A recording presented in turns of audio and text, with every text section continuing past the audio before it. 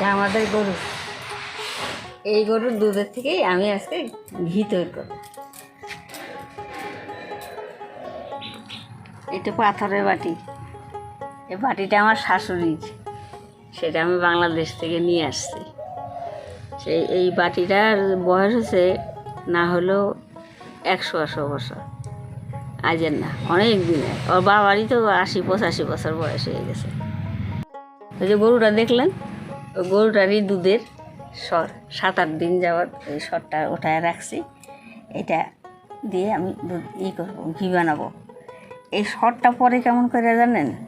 সরটা পরে দুধটা পুরা জাল দিয়ে ঘন করে নিয়ে আপনার ঠান্ডা জলের উপর বসায় ঢাকনা দিয়ে রাখবেন, সরটা বেশি ভালো পড়বে।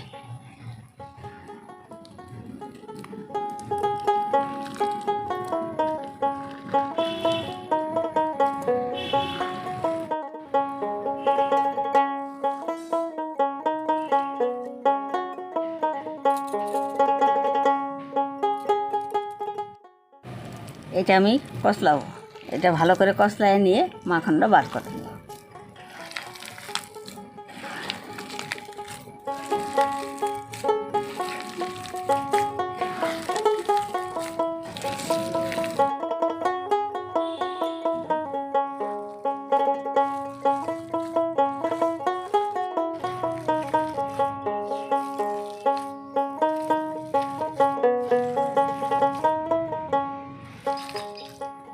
মানুষ বলে যে কথায় কথা বাড়ে, আর মাখলে পরে ঘি বাড়ে। যত কষলাবো তত ঘি বাড়বে।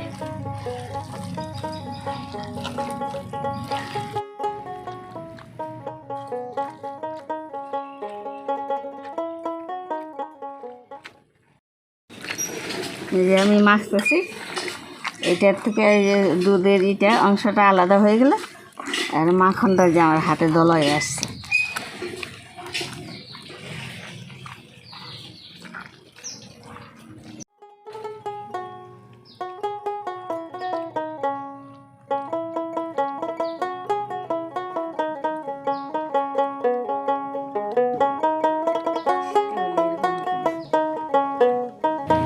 ঘিটা গরম দিনেই বেশি বেরোয়, আর শীতের দিনে এটা ঘিটা কম হবে, মাখনটা বেশি হবে।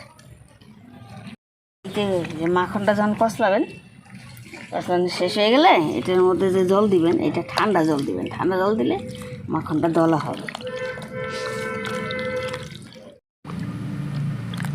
এই দেখেন মাখনটা দলা হয়ে গেছে। এই যে দেখছেন, এটা জলের মধ্যে মিশলো না, দুধটা হয়ে গেল, মাখনটা দলা হয়ে গেল।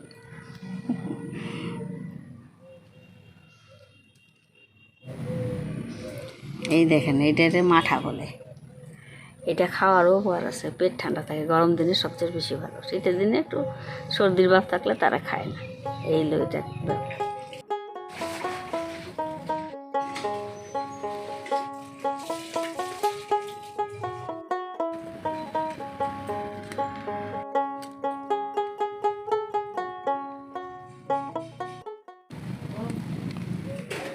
এবার কড়াইটা গরম হয়ে গেছে, মাখনটা দিয়ে দেবো।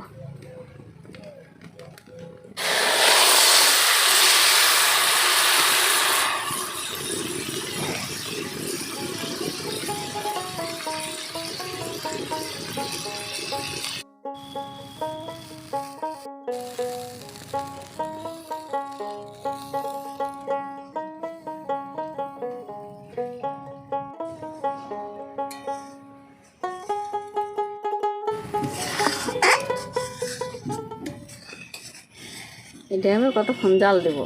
জাল দিলে নিচে একটা চাষি পড়বে। তো চাষিটা যখন লাল হবে তখন আমি এটা নামাই নেব।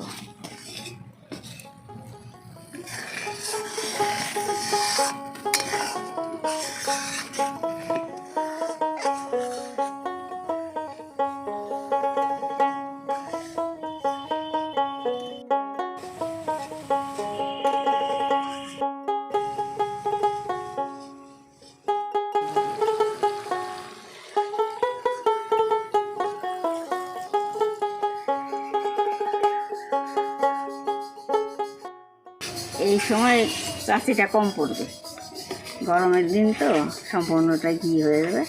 অল্প চাষি থাকবে নিচে। আর শীতের দিনে ঘিটা কম হবে, চাষিটা বেশি হবে।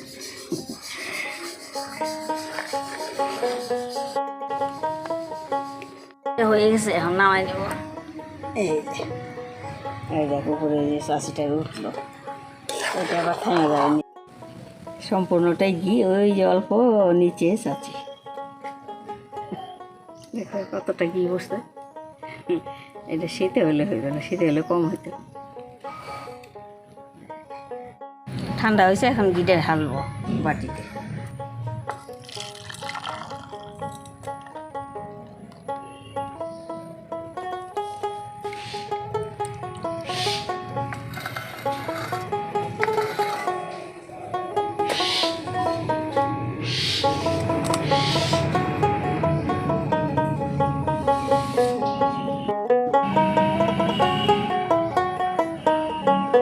দেখেন আমি যেভাবে ঘিটা করলাম, নিজের হাতের দুধের ঘি, আপনারা এইভাবে রোজ দুধ জাল দিবেন।